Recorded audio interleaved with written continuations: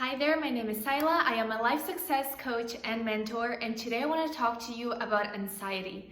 Anxiety is an state, it's an emotion that we all have at some point in our lives, but for some people it ends up being a very persistent state. And especially with everything that's going on right now in the entire world, it's something that is probably being very triggered. So today I thought it was very important for me to share what you can actually do about anxiety.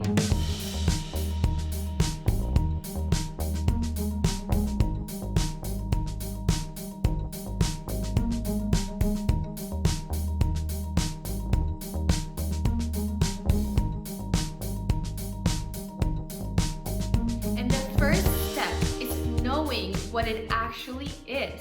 Because if we don't truly understand what anxiety is, then we can't really transform it. We don't really have the power to turn it into something more positive that will actually benefit us. So first of all, I have 3 points to help you understand what your anxiety is. So then afterwards, we can go through the steps of what you can do about it. The very first thing is that anxiety is not something that you need to fix. It's not an indicator that something's broken with you, is not wrong, is not bad. Anxiety is simply an emotion. And just like any other emotion, it has one purpose. It is supposed to let you know about your inner state and your inner thoughts. It is supposed to give you a message. And the message is letting you know where your thoughts are currently focused on, what your mental attitude currently is, what you're choosing to think, to focus on, and it's letting you know if your higher self, if your true self is actually in alignment with it or not. It's letting you know if it is in alignment with what you want, with how you want to be, with how you want your life to be. And that's all that anxiety is, and that any negative emotion, to be honest, is. It's just a messenger. And the purpose of this messenger is just to let you know if you're in alignment or out of alignment. So the first thing that we need to do is stop trying to make it something bad and make it something that we need to change, that that we've gone wrong. If we approach it with that attitude of something that needs to be fixed, then we're actually going to lose the purpose behind anxiety, which is to deliver a message, because we're just going to suppress it, we're just going to ignore it, we're going to make it wrong, we're going to make it bad. So this is the very first thing that we need to understand about it. So the second thing to understand about anxiety is that it is not the cause. Anxiety, just like any other feeling, is an effect. Is the result of something. And that cause, the true cause of anxiety and any other emotion, are your thoughts, is your mindset, is your attitude, is the thoughts that you're choosing to get involved with.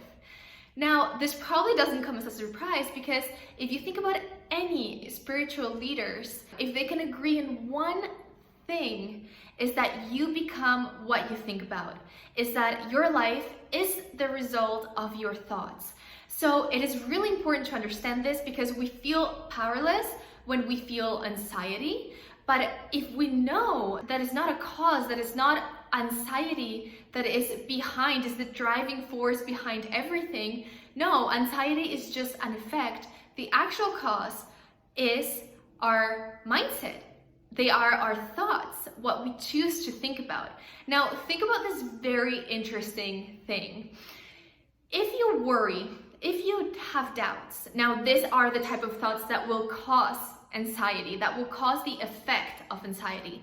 So if you have worrisome thoughts, if you have various thoughts that you doubt about your future, that you doubt about your well-being, whatever it is, those thoughts are trying to make you believe in something that you cannot see.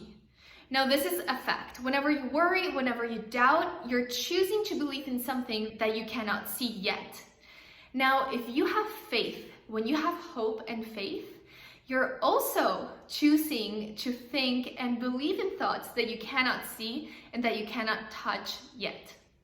So what's the difference? If worrying and having faith is both choosing to believe in something that you cannot see yet, what is the difference? Why do some people end up having worrisome thoughts, and why do some people end up in a state of faith? Well, this is the key. And the key is awareness.